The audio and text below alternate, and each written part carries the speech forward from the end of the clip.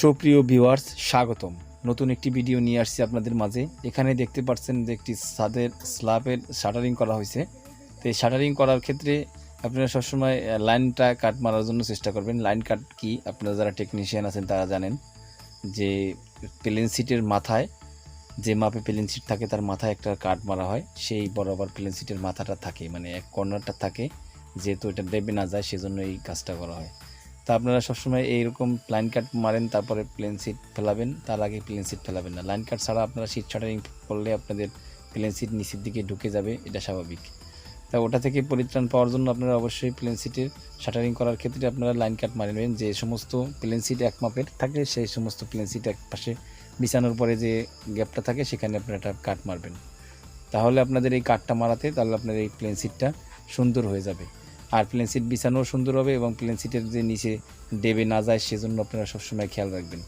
তো আপনারা plane seat বিছানোর পরেও আপনারা পলিথিন দিবেন, কারণ পলিথিন দিলে অবশ্যই আপনাদের এই যে প্লেন সিটের যে জামটা আছে সেটা থেকে পরিত্রাণ পাবে। আর এখানে দেখতে পাচ্ছেন একটা লাস্ট স্ল্যাব, এখন এই কারণে তারা ভীমে একটু রড কম দিছে, তবে আপনারা সবসময় ভীমে বেশি রড দেওয়ার চেষ্টা করবেন। এখানে ভীমের রড দেওয়া হয়েছে 4টা এবং রিং বাঁধা হয়েছে 5 ইঞ্চি পরপর।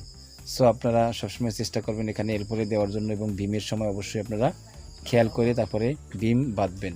এখানে বিম বাঁধছে দেখতে পাচ্ছেন, কিন্তু বিমের পোর্শনটা একটু নর্মাল হয়ে গেছে, তারপরও গাঁথনি করা হয়েছিল, এই কারণে গাঁথনি করে তারপরে বিমটা দিয়ে তারপর স্ল্যাব দিবে। স্ল্যাব অবশ্যই লাস্ট স্ল্যাব 5 ইঞ্চি বেশি দিবে না তারা।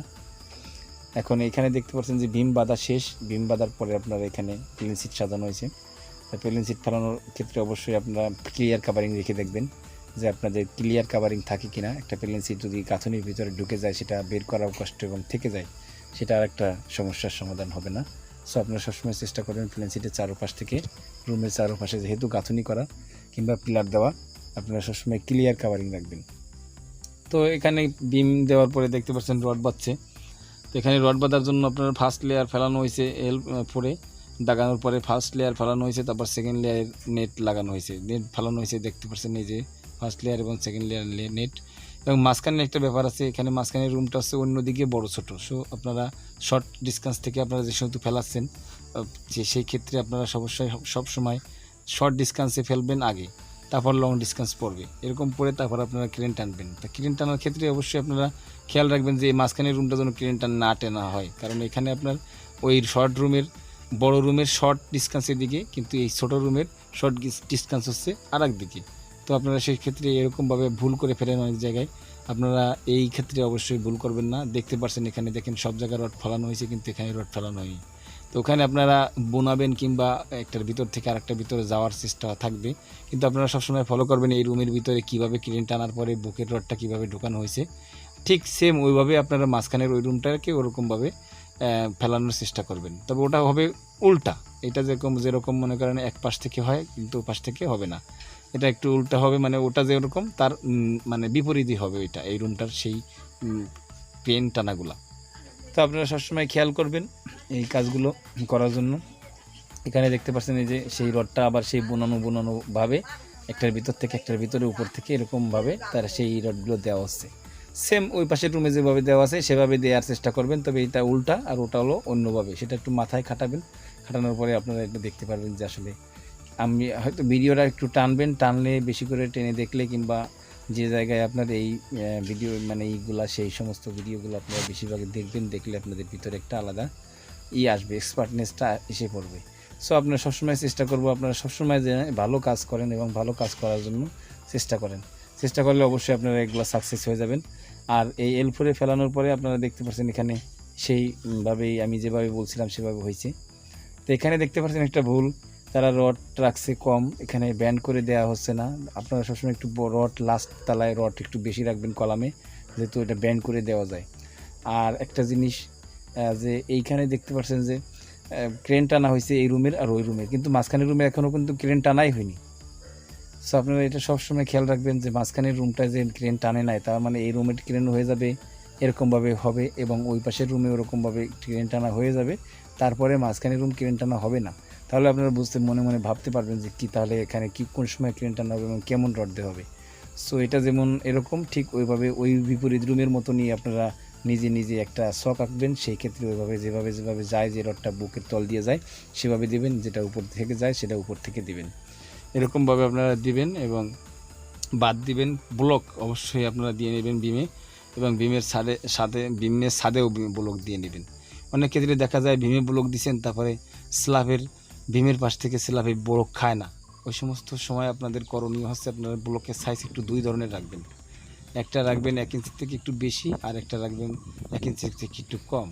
সো তাহলে আপনারা ওইখানে দেখতে পারবেন ওই ব্লকগুলো দিতে পারবেন। তা না ঢালাই সময় আপনার ওই ব্লকগুলো না দিলে নেটটা যদি প্লেন সিটের সাথে লেগে যায়, কাভারিং না থাকে, সেক্ষেত্রে আপনাদের এই ছাদ ঢালাই কোনো কাজই আসবে না, বৃথা হয়ে যাবে। কারণ এক সময় এই হাওয়া লাগবে এবং বাতাসের সংমিশ্রণে যে সমস্ত কার্বন ডাইঅক্সাইডের যে মানে ভার, সেটা আপনার এই রডে এক সময় মরিচা ধরে এবং নষ্ট করে ফেলবে। সো আপনারা এই সময় সবসময় খেয়াল রাখবেন যে কাভারিংটা যেন ঠিক থাকে। রড বাঁধার ক্ষেত্রে ভুল যতটাই না হয়, তার থেকে বেশি মানে মারাত্মক হচ্ছে আপনার এই কাভারিংটা, ক্লিয়ার কাভারিংটা। তো আপনারা এরকমভাবে বাঁধবেন। বাঁধার পরে আপনারা এখানে দেখতে পাচ্ছেন 12 ইঞ্চি পরপর দাগানো হয়েছে এবং একদিকে 10 ইঞ্চি পরপর, যে জায়গায় শর্ট ডিসটেন্স মেইন রডটা 10 ইঞ্চি পরপর এবং তারপরে রডটা আছে 12 ইঞ্চি পরপর, এভাবে দাগানো হয়েছে। তো আপনাদের এখানে যেটাই বলেন না কেন, নিচে যে জায়গাটা হয়, এই জায়গা দেখুন ক্রেন টানার পরে যে জায়গাটা হয়, সেই জায়গাটা আপনার নিচে, ক্রেনের নিচে যে জায়গাটা, ওটাও আপনার চাতাল বলে অনেক ক্ষেত্রে। তো এই চাতালে আপনার নিচে যে চাতালের নেটটা হয়েছে, তৈরি হয়েছে, এখানে আপনার 5 ইঞ্চি যদি আর 6 ইঞ্চি যদি হয়, তাহলে মনে করবেন আপনাদের এই গ্যাপটা ফুল মিলে যাবে। কারণ আপনার এখানে গ্যাপ তৈরি হতে হবে 5 ইঞ্চি এবং 6 ইঞ্চি। আর সবসময় সুতো দিয়ে দাগানোর চেষ্টা করবেন স্ল্যাব, এবং চক দিয়ে দাগিয়ে তারপর আপনারা সুতো দিয়ে সোজা করে, তারপর রডগুলা ব্যান্ড যেন না থাকে সেদিকে খেয়াল রাখবেন। এবং ক্রেন টানার সময় অবশ্যই যেন সোজা থাকে ক্রেনের গলাগুলা।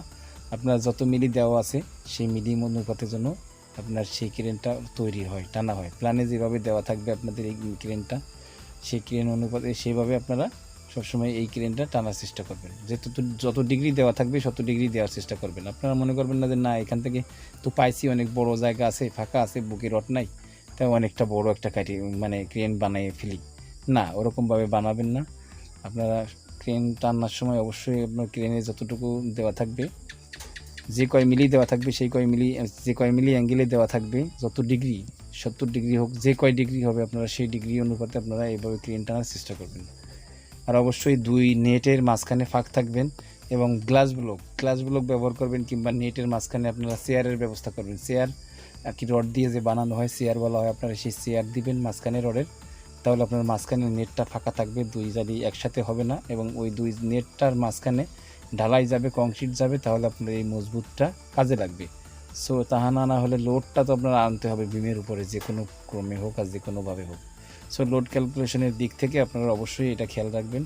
আর টপ রড অবশ্যই বানবেন, এক্সট্রা টপ মাঝখানে যে সমস্ত জায়গা থাকে সেখানে ডাবল দিবেন, এবং পাশেরগুলা সিঙ্গেল, মানে আপনার প্ল্যান অনুপাতে যেভাবে দেওয়া থাকবে, যদি বেশি ডিসকাউন্ট হয় সেখানে। আরেকটা ব্যাপার হচ্ছে, আপনার এখানে দেখতে পাচ্ছেন কারেন্টের কাজ করছে, তা আপনার বিদ্যুতের যে সমস্ত লাইন পয়েন্ট যেগুলো রাখা হয়, সেগুলো অবশ্যই আপনারা একটু খেয়াল রাখবেন। লাস্ট তালা যেহেতু, সেহেতু আপনারা অনেক চিকন পাইপ ব্যবহার করবেন। আর চিকন পাইপ ব্যবহার করবেন, সাথে সাথে আপনারা ফ্যান হুক ব্যবহার করবেন। এখানে আপনার ফ্যান বক্স দিবেন না, কারণ ফ্যান বক্সের হাইটটা অনেক বেশি থাকে। তো এখানে ঢালাই তো কম হবে, লাস্ট স্ল্যাব 4 ইঞ্চি 5 ইঞ্চি ঢালাই হবে। সেক্ষেত্রে আপনারা সবসময় এই মানে যেটা দিয়ে হাত দিয়ে যেভাবে বানানো হয় ফ্যান হুক, ফ্যান বক্স দিবেন না, ফ্যান হুক দেওয়ার চেষ্টা করবেন। হাত দিয়ে যে রড দিয়ে বানানো হয়, কিংবা বাজারে যে রড আছে ওই রডও দিতে পারেন, প্লাস্টিক কাভারের যে রডগুলো এগুলোও দিতে পারেন। কিন্তু আপনারা কোনো সময় খেয়াল রাখবেন যে এই বক্স দিবেন না, লাস্ট তলা কখনো বক্স দিবেন না। ঢালাইয়ের পুরুত্ব যদি বেশি হয় তাহলে বক্স দিবেন, কিন্তু তারপরও নিচের তলায় বক্স দিতে সমস্যা নাই। কিন্তু লাস্ট ফ্লোরে আপনার, কিংবা লাস্ট স্ল্যাবের যে টপ স্ল্যাব থাকে, রূপ বলে, ওই রূপে আপনারা কখনো আপনারা ব্যবহার করবেন না। আর এইখান থেকে আপনারা দেখতে পাচ্ছেন ঢালাই দেওয়া হচ্ছে। তা ঢালাইতে আপনারা অবশ্যই প্রথম লেয়ার যে ফার্স্ট নেটটা আপনারা ঢালাই দিবেন, সেখানে অবশ্যই আপনারা বায়োমেশন মারবেন। বায়োমিটার মারার পরে সব জায়গায় আপনার স্যুপ হয়ে যাবে, উপরের দিকে পানি হবে, বের হবে। তারপরে আপনারা ওর উপরে আপনারা দিবেন মশলা দিয়ে, ফিরে আবার আপনারা মনে করেন পাট্টা বাড়ি দিবেন, লোহার পাট্টা হোক, কাঠের পাট্টা হোক, যেটা হোক। কিন্তু আপনারা প্রথমে আপনারা বিশেষ করে আপনার যে বায়োমিটার মেশিন অবশ্যই দিবেন। আর মালের মিক্সার মেশিনের যে রেশিওটা, ওই রেশিওটা আপনারা একটু চেঞ্জ করবেন, কারণ এখানে আপনারা দেখতে পাচ্ছি বালু বেশি দেওয়া হয়, অনেক ক্ষেত্রে বালি বেশি দিয়ে আপনারা এগুলো করেন। এগুলো অবশ্যই করবেন না। বালু সবসময় কম দেবেন, রেশিও যে অনুপাতে থাকবে 1:4 যদি থাকে সেই অনুপাতে আপনারা সিমেন্ট মিশাবেন।